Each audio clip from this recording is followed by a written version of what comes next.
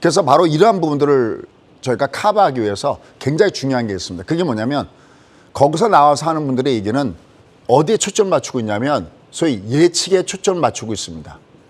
우리가 그것을 소위 존이다라고 얘기를 해요. 우리가 밑으로 내렸을 때 방금 저는 이렇게 어떤 그 내용들이 나올 때 뭐 우리 오늘 아침에도 한번 제목 한번 보고 가십시오. 제가 우리 작가님한테 제목을 한 2개 정도를 드리면은 이걸 가지고 아침에 저는 달려오자마자 제일 처음에 제가 하는 일은 뭐냐면 뭐 마이크 차고 이게 아니라 작가님한테 오늘 제목이 뭐예요? 이렇게 항상 여쭙니다. 그러니까 왜 그러냐면 과연 나는 이렇게 생각하고 있는데 그냥 일반 투자자를 생각할 때 제목은 어떤 것이 더 와닿을까? 그 내용들을 보면서 내가 오늘 어떻게 풀어가겠구나라는 것이 나오거든요. 오늘 보면요.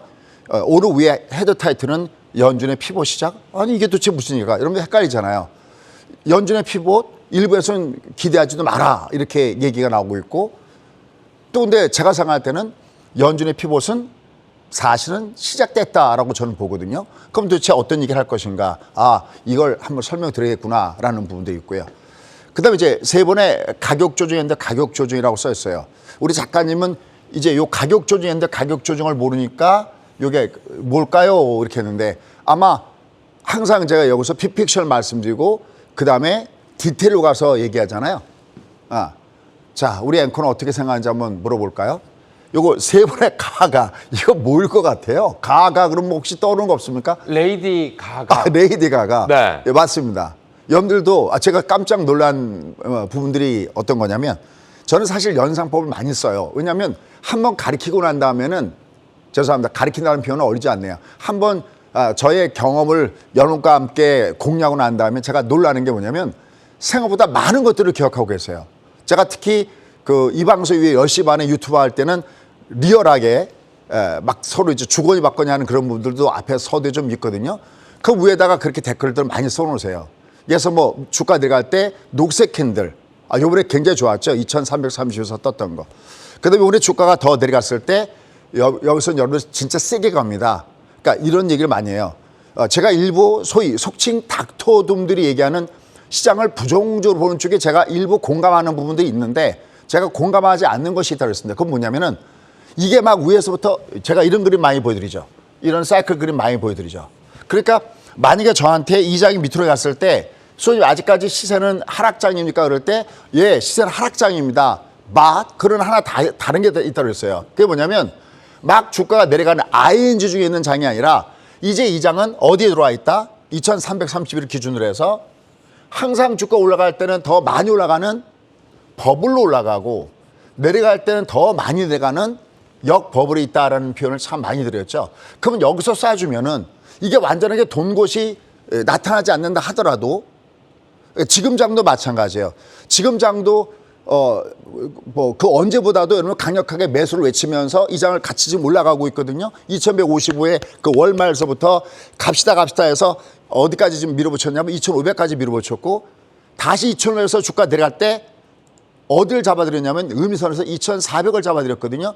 여기서부터는 도망가지 마시다라는 얘기였어요. 그게 화요일날 이후입니다. 화요일서부터 여기서부터는 도망가지 말아야 됩니다. 아마 연습곡처럼 들으셨던 분들도 그 이유가 왜인지 아실 겁니다.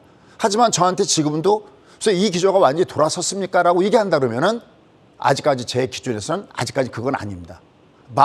근데 왜 매수를 강하게 밀어붙이고 있을까요? 그건 왜냐면 역버블.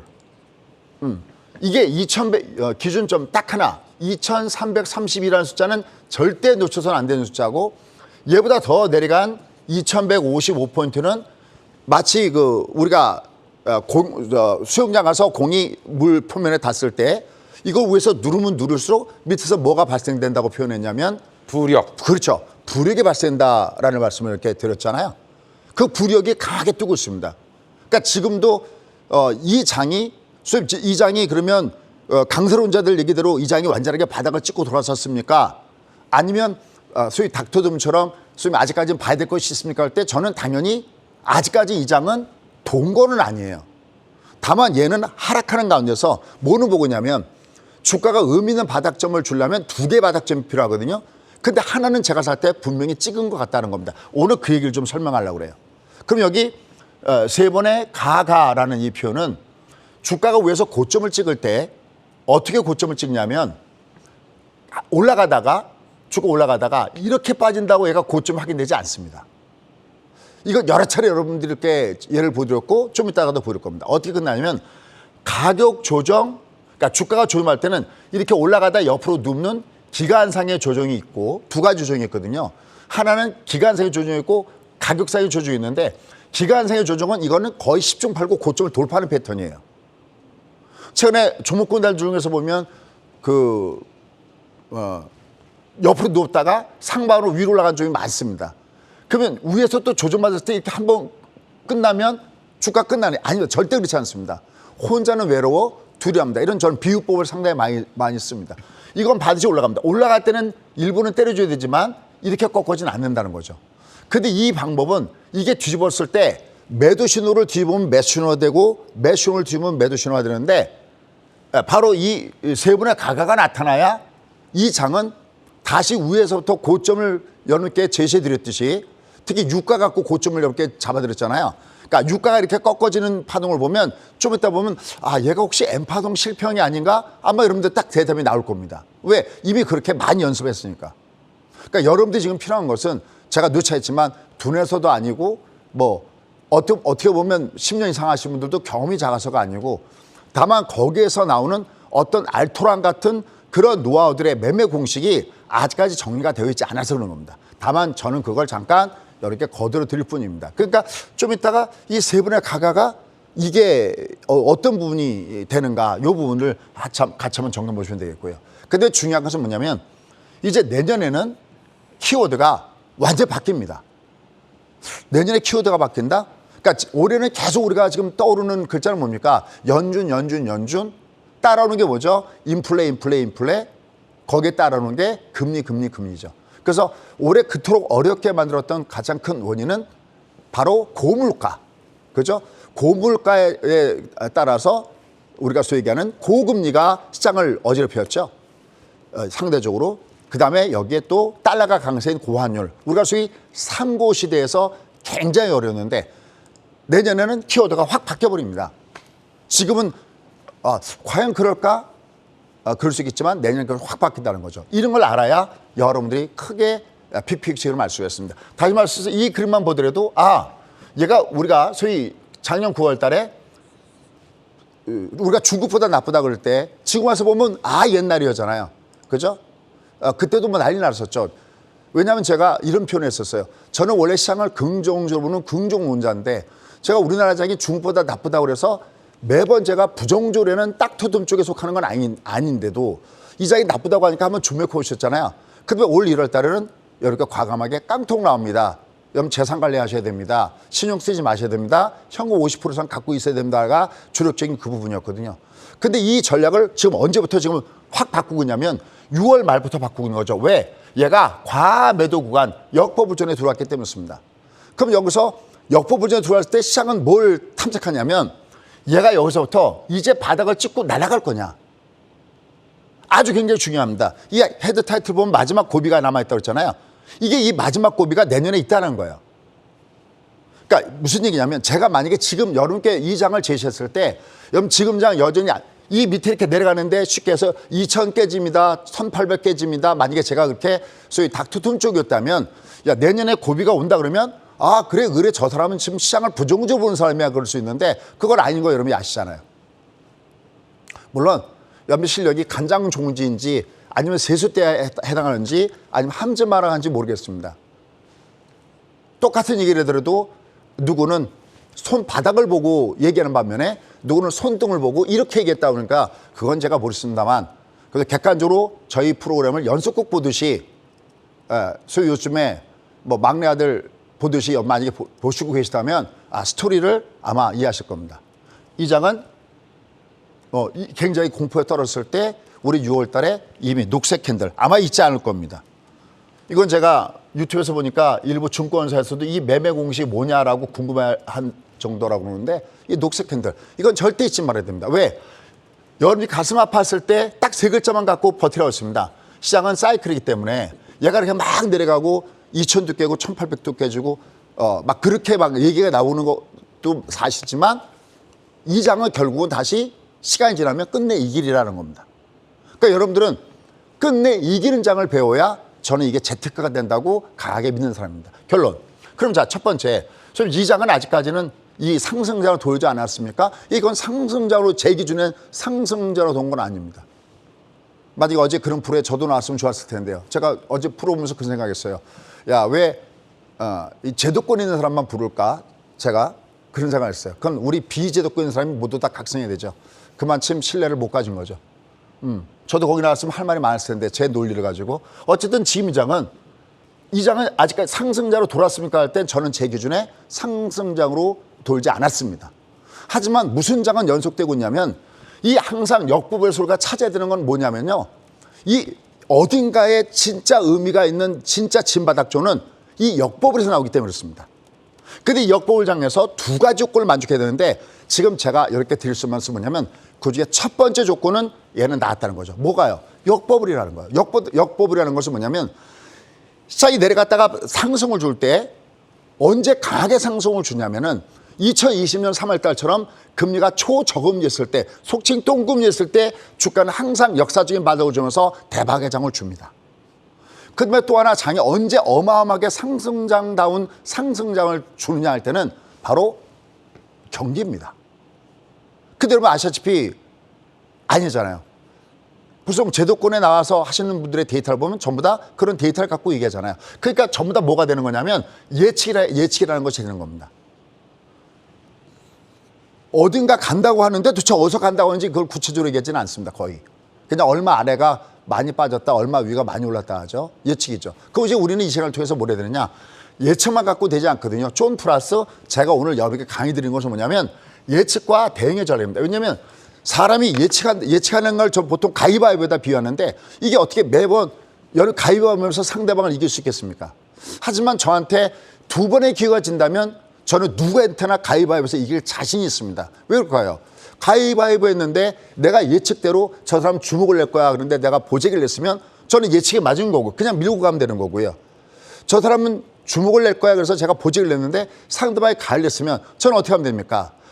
틀렸네. 내가 주목으로 바꿔야지. 이게 바로 대응이거든요. 근데 여러분들은 보통 유튜브나 TV방송을 통해서나 어떤 거에 길들여졌냐면 예측하는 걸 무지하게 좋아합니다. 예를 들어서 이번에 저 같은 경우도 밑으로 갈 때 이렇게 지금부터 또 돌아왔으면 이런 표현보다는 6월 달에 주가가 내려왔을 때 여러분 2332는 여기서부터 사면 이겨요. 이런 거 굉장히 좋아하시잖아요. 이번에도 2155에서 여기 어떤 메시지가 강하냐면 이 장은 열이 상승하는 것보다 훨씬 더 많이 올라갈 겁니다. 그러니까 위에서 역마트에서 때려놓으신 다음에 너무 멀리 도망가지 마세요. 이렇게 예측한 걸 꼭 굉장히 좋아하세요. 근데 그것만 갖고는 돈을 벌 수가 없습니다. 설령 벌었다 하더라도 금세 빠져나갑니다. 나한테 내가 들어온 돈을 지키려면 내가 보면서 예측과 대응을 해야 됩니다. 그래서 이번에 올라갈 때 여러분들 얘는 위로 올라갈 때는 2,500이 위험합니다라고 예측했단 말이죠. 그건 예측이에요. 예를 들어서. 근데 나머지 뭐라고 하냐면 좀 이따 뒤에 보이겠지만 30분을 보고 아니면 오버딩 했을 때 그건 진짜 주중받는 거니까 그땐 조심해야 됩니다. 이게 대응의 전략이거든요. 얘가 만약에 올라갔을 때 2,500이 아니라 2,600까지도 갈 수 있었지 않습니까? 어떻게 생각하세요? 그러니까 예측과 대응의 전략을 같이 배워가십시오라는 말씀 드리고 싶습니다. 그래야 이 PPX 그림, 내년에 한 번 정도의 마지막 고비가 온다? 우리 작가님이 선택하신 거거든요. 오늘 제가 강의를 여기다 주력을 해야 되는구나. 그 다음에 내년에 키워드가 바뀐다? 이걸 여러분께 설명드리겠습니다. 그래야 여러분들은 딱 매매할 때 자신감 있는 매매를 할 수가 있습니다. 자, 그럼 한번 떠나가 보도록 하겠습니다. 자, 가보죠. 첫 번째 그림은 PPX 그림을 여러분과 함께 살펴보도록 하겠습니다. 자, 가보시죠.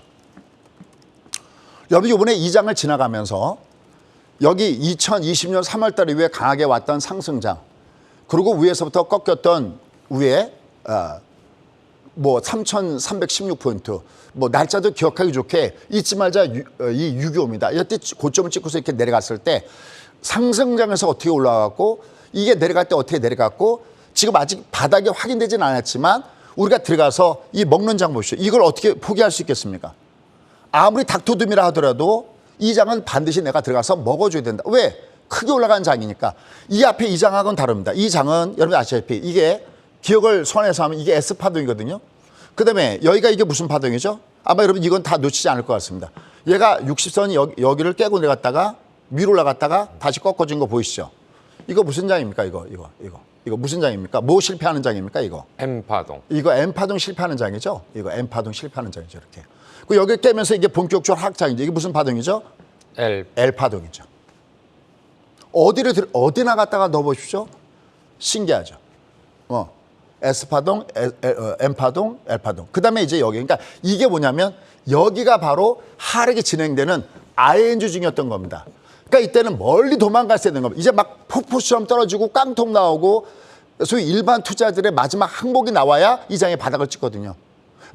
그러나 여기는 아니라는 거죠. 이 구간은 간략 그래프로 보리고 본다면 이렇게 갔다가 이렇게 꺾어진 여기가 아니라 여기는 여긴데 여긴 여기 그게 아니란 말이죠. 여기는 아직 바닥이 확인된 건 아니지만 거듭이겠지만 바닥이 확인될 때는 어떤 모멘텀이 있어요. 그 모멘텀은 불변이에요. 금리가 초저금리든지 아니면 경기가 돌든지 이 둘 중 한 가지가 있었는데 지금 금리가 내려가는 장은 아니잖아요. 올리던 것을 속도를 늦추겠다는 거지 얘를 빠지는 건 아니란 말이죠. 그렇다고 경기가 좋아진 것도 아니죠. 그러니까 아닌 거예요. 그게 왜 빠지냐 말이죠. 또 하나의 변수. 뭡니까? 너무 많이 빠졌을 때 역사적 바닥에 들어왔을 때 과매도 국면에 들어갈 때 뜨는 장이라는 거죠. 그러니까 여기는 과매도에서 뜨는 장이라는 거죠. 어때요? 조금 색깔이 구별이 되나요? 좀 더 부족한 점은 제가 좀 이따가 10시 반에 좀 더 자세하게 여러분께 말씀 좀 드리도록 하겠습니다. 아직은 아니게요. 아니지만 이제 여기서 얘가 이렇게 위아래 왔다 갔다 하면서 어떤 모양을 만드는지 봐야 되는 거죠. 왜? 이 중에 이 과매도가 어딘가 하나가 드디어 봉쭉 올라가는 상승장의 추세를 돌린다는 거죠. 근데 그것은 내년이 가봐야 된다는 거예요. 그죠?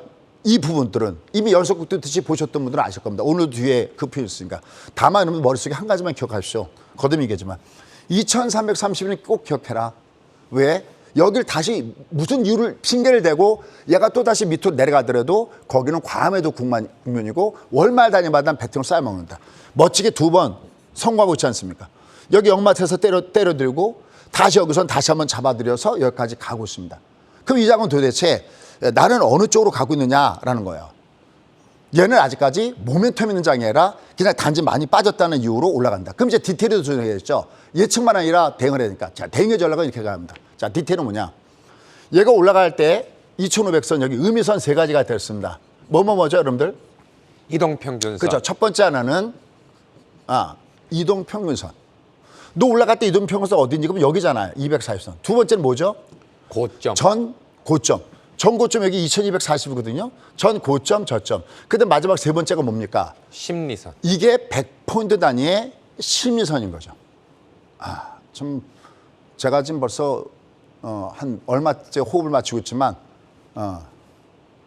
참 놀랍습니다라는 생각. 여러분들 계속해서 들으시면 진짜 이렇게 됩니다. 너무 쉽습니다. 세 번째가 심리선입니다.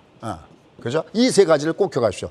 이게 올라갈 때 얘가 매물선이었거든요. 그럼 꺾고 내려갈 때도 이게 의미선인 거죠. 얘가 올라갈 때 어디에 걸렸냐면 여기 심리선에 걸린 거잖아요. 이게 예측인 거거든요.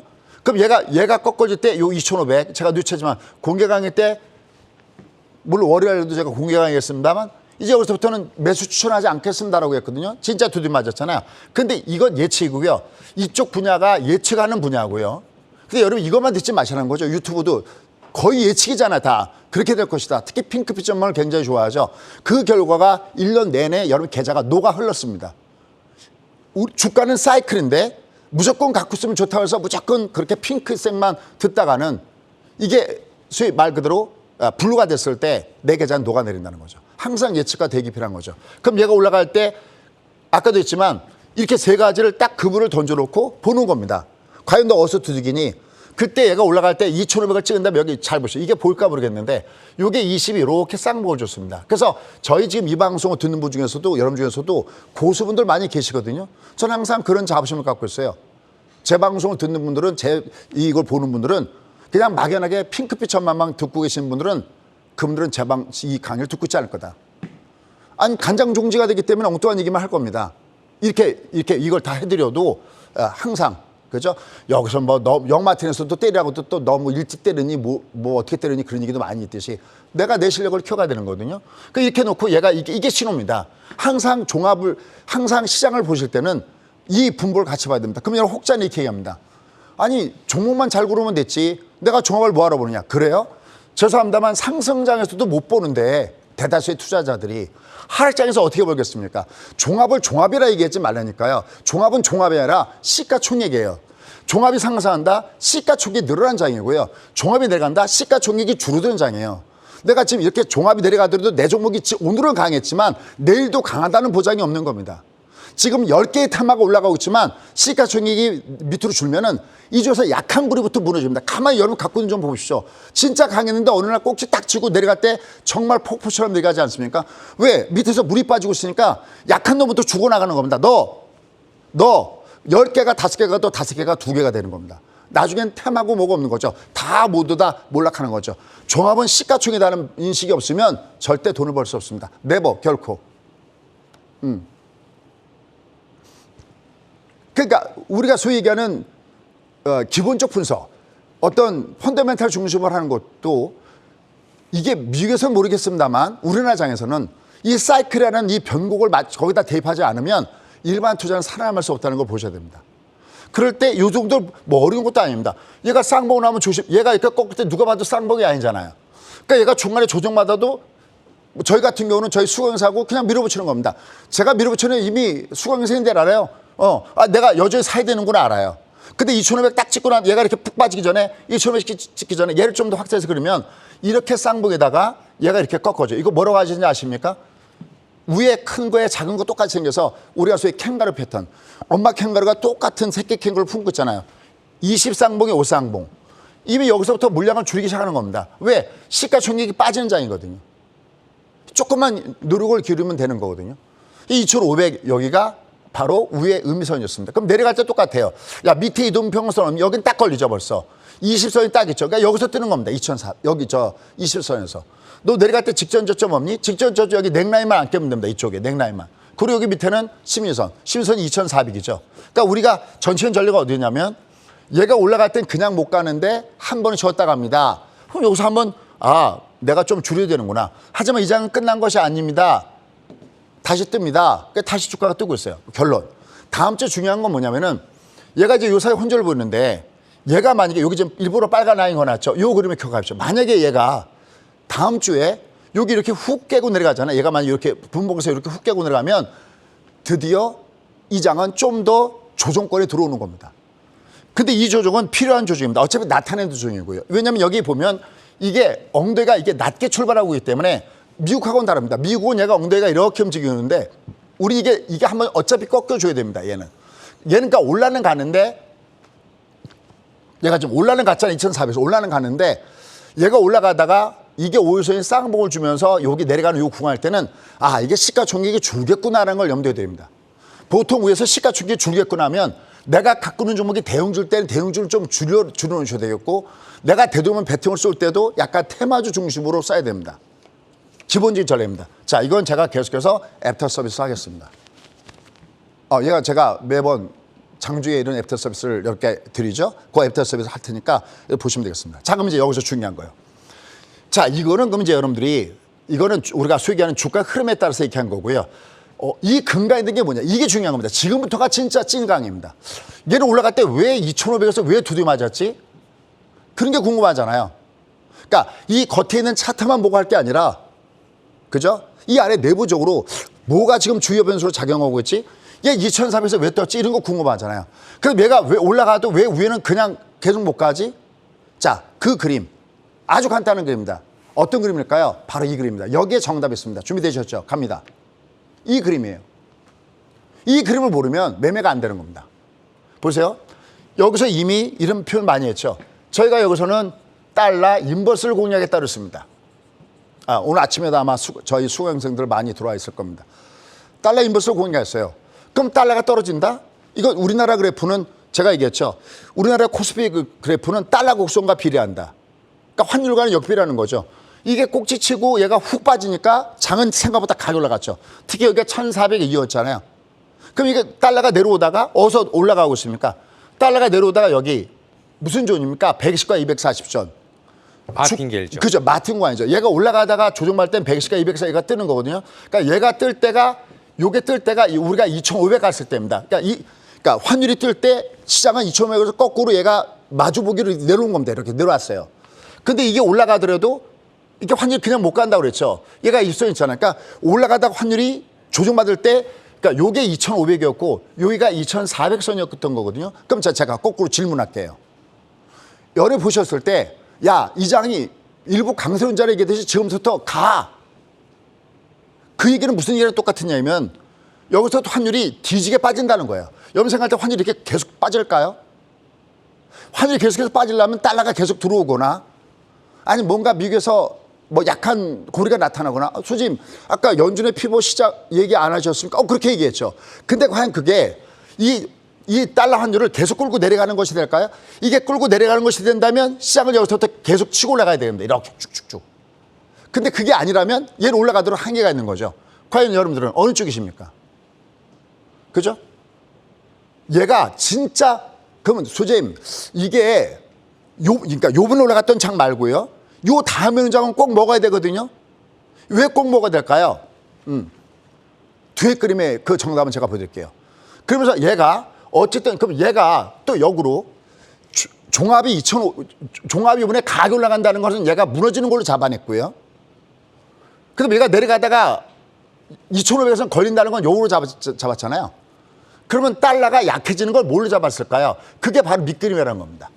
이렇게 자꾸만 여러분들의 뇌를 자꾸만 발달시켜서 내가 요번에 경험한 것을 다음에도 성공할 수 있게끔 잠깐만 만들어줘야 되거든요. 바로 파운드 하죠. 바로 이때였죠. 아마 타이틀이 그때 그렇게 갔었죠. 트러스 약재가 오히려 호재다. 그 연속극 보더니 보라고 했죠. 왜냐하면 이 장이 막 위에서 저도 깝깝했어요. 무너지는데 참은 연준이 바뀌려면 반드시 연준은 물가와 그다음에 고용, 소위 인플레이션과 인플로이 이걸 갖고 왔는데 물가 이것도 좀 그저 그렇고 고용도 그렇고 연준이 어떤 피봇을 할 만큼 바뀌지 않았는데 근데 마지막 힌트가 어디 있다고 했냐면 이머전시 있다고 그랬죠. 그래서 우리가 만약에 비상사태가 발생되면 연준도 결국은 기부업 손을 둘 수밖에 없을 거다. 근데 그 손을 둔 것이 누가 먼저 들었냐면 영란이 먼저 들은 거죠. 트러스가 오히려 악재를 던졌지만 감세 정책을 악재를 던졌지만 이게 나타나면서 이 연금이 투자를 했던 이 채권 쪽에 어떻게 보면 소위 얘기하는 마진콜이 발생하는 이런 모습이 나타나니까 연준이 어떻게 했습니까? 분명히 소위 긴축을 해나가는 가운데서 오히려 순간적으로 양적 완화했죠. 그 다음에 나타났던 것이 뭐였었죠? 바로 옐런의 소위 자사주 매입과 같은 바이백이라는 것이 여기 연결된 거죠. 그러니까 주가가 혼자 움직이는 게 아니거든요. 얘가 내려가다가 왜 강하게 급등을 줬으며 여기 때문인 거고요.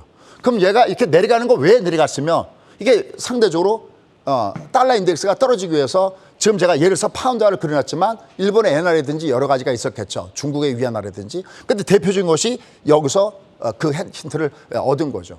결론. 그래서 아직은 이 부분이 올라가다 내려가는 건 맞듯이 지금 종합이 올라가는 건 맞는데 이게 그럼 계속해서 떨어질 것이냐? 그 힌트가 바로 우리가 요 다음에 노려야 될 그 장과 연결되어 있다는 겁니다. 이 다음에 장이 어떻게 오는지 보십시오. 그래서 오늘의 첫 번째 결론은 이렇게 맺겠습니다. 자, 그럼 얘가 어떻게 움직일까요? 제가 이렇게 이런 말씀 참 많이 드립니다. 이 장이 내려갈 때는 이 장이 이렇게 내려갈 때는 사이클이라는 세 글자를 가지고 기운내십시오라는 말씀 드렸는데 지금은 어떤 말씀을 드리냐면 이게 올라갈 때 수익을 못 내셨던 분들은 다음에 더 먹기가 좋은 장이 온다고 했습니다. 얘가 올라가다가 꺾어진 다음에 다시 올라갈 때 여기는 얼마 정도 갈지는 아직은 이게 꺾어지 않기 때문에 계산은 안 나오지만 여기보다는 훨씬 먹기 편한 장이 이 장입니다. 이 장은 올까요? 옵니다. 어디서 끌고 올까요? 유가에서 끌고 오겠습니다. 그 대답을. 자, 거듭말씀만 내 실력이 얘를 이해하는 실력인지 아닌지는 그건 뭐 여러분들의 능력에 따라 다 다르겠지만 제가 도와드릴 수 있는 것은 여기서 말씀드린 다음에 디테일에서 다시 한번 읽겠습니다. 한번 보시죠. 여기 기억나시죠? 아마 여러분들 많이 기억날 겁니다. 이때는 점심시간에 나의 투자라는 코너가 있을 때죠. 이때 제가 어떤 말씀이냐면 음포선이었죠. 그죠? 제가 세력들이 유가에서 수익을 내고 헤쳐 드시고 나갔습니다라는 여러분께 뇌리에 박히도록 방수해서 그냥 꼭지 친 것 같습니다. 이게 아니라 스트레이트 헤쳐지고 나간 신호가 첫 번째 음선이었죠. 요걸 보시면요. 2020년 3월 달 한번 가십시오. 이 유가 요 음포선 요 그래프가 똑같이 여러분 아다시피 빅스에서 똑같이 나왔습니다. 빅스 Y라는 게 있다고 그랬죠. 요 그래프를 가서 꼭 보시죠. 똑같습니다. 꼭지 치고 내려갈 때 항상. 그러니까 개별 테마주도 마찬가지예요. 개별 테마주도 올라가다가 어제 음포선을 딱 때려버리면 일단은 그들은 드디어 이익을 실현시키기 시작했구나라고 보시면 되는 겁니다. 근데 이걸로 해석이 안 됩니다. 지금 우리 환율을 보시면 얘가 아까 가가 얘기했잖아요. 가격 조정 앤드 가격 조정이거든요. 5일 평균선이 가격 조정 앤드 가격 조정입니다. 근데 이렇게는 끝나지 않습니다. 뭐 정도 나와야 끝나느냐? 이게 아니라 자 이제 드디어 첫 번째 결론인데요. 얘가 20선이다 빨간 거 이게 20선이 가격 조정 앤드 가격 조정.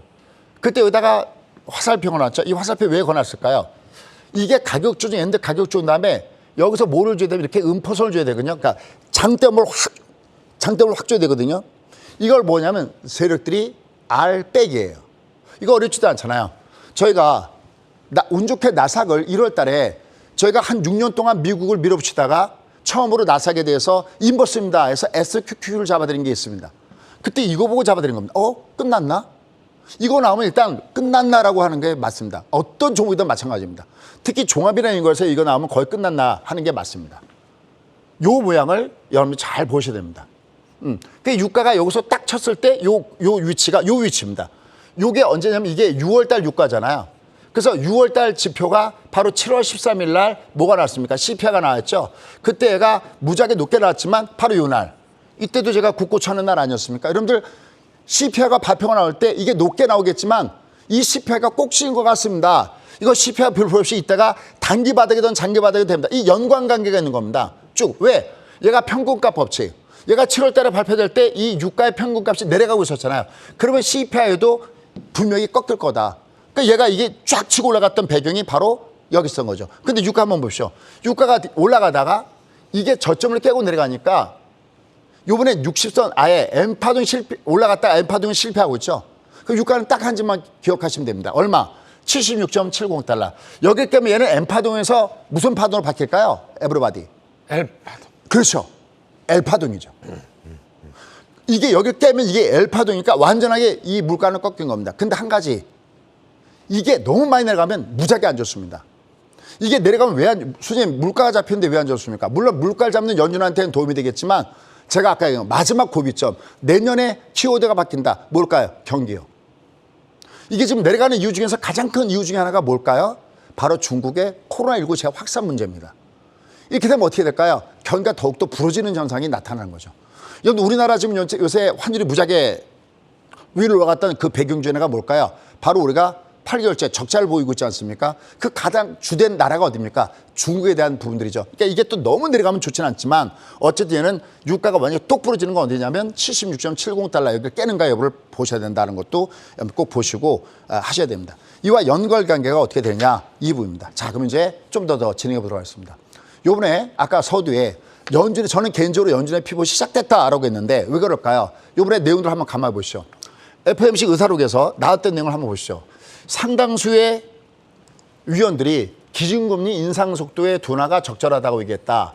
근데 재미있습니다. 그 밑에 거 보시죠. 여전히 금리가 이전 상태보다 높을 것이라고 예상하고 있다. 도대체 이게 뭔 얘기일까 할 겁니다. 속도는 늦춰지는데 얘는 올라갈 거다. 이렇게밖에 얘기할 수밖에 없겠죠. 금리가 예상했던 것보다 낮아진다면 또 다시 어떻게 됐습니까? 인플레가 자극을 받겠죠. 그러니까 이렇게 얘기하는 건 이렇게 하면 됩니다. 뭘까요? 어떤 소위 FOMC가 연준의 피봇을 하기 위한 구색 맞추기에 나가고 있다 이렇게 보시면 됩니다. 이거 물론 좀 더 올라갈 수도 있습니다. 앞으로 인플레이션에 따라서. 그러나 늦춰야겠죠. 이미 저는 개인적으로 이미 6월 달에 이미 인플레 고점을 찍었다는 쪽이라는 얘기를 참 이렇게 많이 들고 있습니다. 결국은 이미 연준은 이미 바뀌고 있는 겁니다. 이런 얘기가 나오는 것 자체가 이미 바꾸고 있는 겁니다. 일종의 요식행위를 하고 있는가 아닌가 이렇게 생각해 볼 수가 있습니다. 근데 여기서 보시면 여기 보세요. 공적적으로 금리를 올릴 경우에 금융 시스템에 리스크가 발생할 수 있다. 이미 지금 밑밥을 깔고 있죠. 그러니까 나중에 연준이 바뀌었을 때 한참 우리는 계속해서 금리를 공적적으로 올릴 거야 라고 했는데 갑자기 연준이 변해보시죠. 쟤들 왜 그럴까? 밑밥을 깔고 있는 거죠. 금융 시스템이 붕괴될 것 같기 때문에 우리는 피봇을 할 거야. 밑밥을 계속 깔고 있습니다. 이날 0.5를 요번에 10월 달에 올릴 가능성은 무려 80%로 위로 올라간 모습을 주고 있잖아. 이미 연준의 피벗은 시작되었다. 근데 여러분 착각하기 쉬운 게 있다는 거죠. 아까 한 번에 더 이게 악재가 있듯이. 그래서 저는 봤을 때는 연준의 피벗이 이미 시작되었다.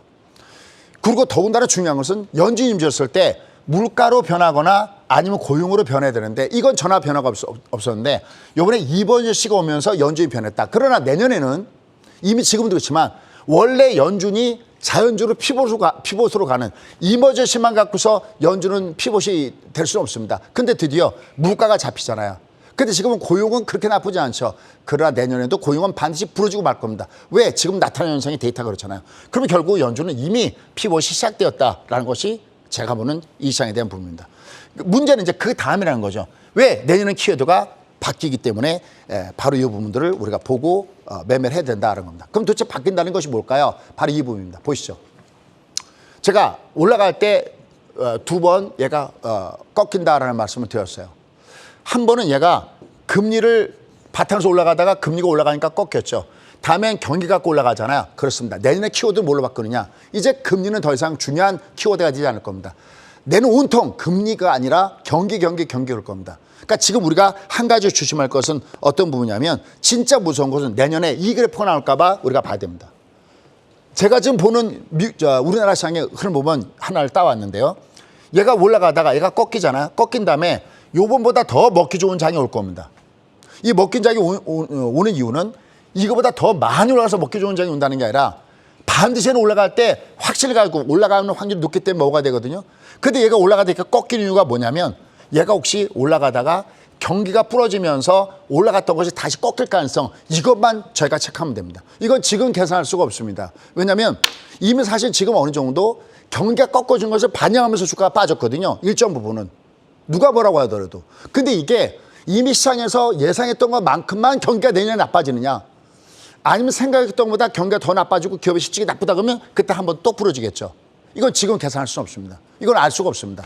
다만 분명한 것은 지금 이미 금리가 높으면서 반영될 것만큼 주가가 과매도로 빠져 있고 경기가 나쁜 것도 빠졌는데 이게 내년에 경기가 더 그만큼 나빠지는 안 나빠지는 것은 봐야 되는 겁니다. 그래서 얘를 점점 결론으로 보도록 하겠습니다. 바로 여기서 이제 예측과 대응이 나오는 거죠. 자, 한번 보시죠. 한번 보시면 예측과 대응의 전략입니다. 우리가 이런 거는 예측할 수 있습니다. 한 척의 배가 남아있습니다. 기억나시죠? 2018년도 얘기입니다. 여기제는 세 척의 배가 와요. 이건 예측 가능합니다. 근데 얘가 여기는 예측 가능한데 올라가다가 얘가 다시 고점을 뚫을까 안 뚫을까는 알 수가 없습니다. 이거는 얘가 하락 파동을 주는지 아닌지를 봐야 됩니다. 올라갈 때 얘가 이렇게 위로 올라갈 때 N자로 가는 거죠. 그러니까 연디 두 가지를 못해서 여러분 깨집니다. 첫째 하나는 얘가 작년에 6월 달에 고점을 찍고 3,316부터 얘가 2,100선 때까지 내려온 동안에 중간중간에 들어주는 파동에 속은 겁니다.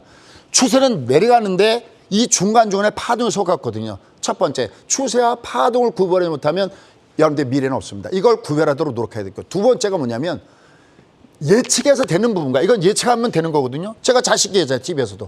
여러분 얘는 한 척의 배가 와요. 얘 세 척의 배가 와요. 굉장히 인상 깊지 않았었어요? 그죠? 그 다음에 얘가 예측이 가능한 영역과 대응이 가능한 영역을 나눌 줄 알아야 된다는 겁니다. 그건 그렇게 어렵지 않습니다. 조금만 내가 매매하면 됩니다. 그래서 마지막 결론. 아까 제목이 세 번의 가격 조정, 가격 상승이라던데 한번 보시죠. 얘가 세 번의 가격 상승이 나타나면 얘는 기조가 돌아서는 겁니다. 이걸 확인해 줘야 됩니다. 가격 상승은 뭐냐면 처음에는 5일 평선이 여기 보시면 가격 상승인데 가격 상승부터 고점 돌파하죠. 여기는 20일 평선이 가격 상승인데 가격 상승 요거 돌파하죠. 마지막에는 60선이 가격 상승하면서 가격 상승 고점 돌파하죠. 이 역순이 거꾸로 내려가는 역순입니다. 한번 꺾어질 한번 보시죠. 얘가 어떻게 되나. 여기서 바로 5일선의 가격 조정인데 가격 조정. 5일선이 가격 조정인데 가격 이게 첫 번째 꺾어지는 순서고요. 그 다음에 20일 평선이 여기서부터 가격 조정 앤드 가격 조정. 저점 깨죠. 요거 이게 역순으로 나와야 됩니다. 역순으로. 마지막에 60이 가격 조정인데 가격 조정이잖아요. 그죠? 근데 지금 장을 보시면 어떻게 돼 있어요? 지금 장은 아직까지는 뭐는 나왔냐면 요거는 나왔어요. 예를 들어서 요거는 지금 나왔습니다. 얘는 나왔잖아요. 근데 얘는 워낙 속임수가 많아요. 그러니까 진바닥에 갈 수 없어요. 이게 진짜 스타트느냐? 20이 가격 상승 이걸 봐줘야 됩니다. 일단 그 전에 얘는 반드시 오니까 결론부터 얘기한다면 얘가 이제 위에서부터 똑 부러질 겁니다. 다시 올라가다가 그때 이번에 올라가는 건 투게더 같이 먹어줘야 됩니다. 그 먹어준 다음에 오는 이 장, 다음에 한 번 더 남은 이 고비장, 요거를 같이 저랑 체크하시면 되겠고요. 요건 좀 더 자세하게 말씀드리도록 하겠습니다. 네, 이렇게 해서 강의 함께 하셨고요. 자, 다음 주에도 움직일 만한 업종과 종목은 있을 겁니다. 어떤 부분들도 준비해 오셨는지 확인을 해 보도록 하겠습니다. 박준 캐스터. 국고처 2부와 함께하고 계십니다. 다음 주를 뜨겁게 달굴 핫이슈 종목 만나보기 전에요. 참여 방법 다시 한번 안내해드리겠습니다. 문자메시지 번호 샵8281번으로 보유하신 종목명과 매수 단가, 그리고 보유 비중까지 보내주시면 속 시원한 투자 고민 해결 도와드리고 있습니다. 그럼 다음 주 핫이슈 종목 공개하겠습니다. 실적 기대주로 준비해 주셨네요. 첫 번째 종목은 산목 에스폼입니다. 알루미늄 거푸집 분야에서 국내 최고 기술력을 가진 산목 에스폼은 네옴시티 및 부동산 정책 완화 소식에 수혜를 받았습니다. 다음으로는 대동입니다. 지난 23일 연간 최대 14만 5천 대의 스마트 모빌리티를 생산할 수 있는 에스팩토리를 준공했다고 발표했습니다. 에스팩토리는 우수한 제품 설계와 탄탄한 제조 역량을 인정받았는데요. 계속해서 주목받을 수 있을지 지켜보시죠. 마지막 종목은 삼강 M&T입니다. 유럽부터 북미 그리고 아시아 태평양 지역까지 대규모 해상풍력 사업들이 진행되면서 국내 주요 기업인 삼강 M&T도 사업에 뛰어들었는데요. 계속되는 시장의 무한 확장에 삼강 M&T 주목받았습니다. 네, 이렇게 11월 핫이슈 세 종목 살펴봤습니다. 그럼 김종철 소장님과 함께 핫이슈 종목 만나보시죠.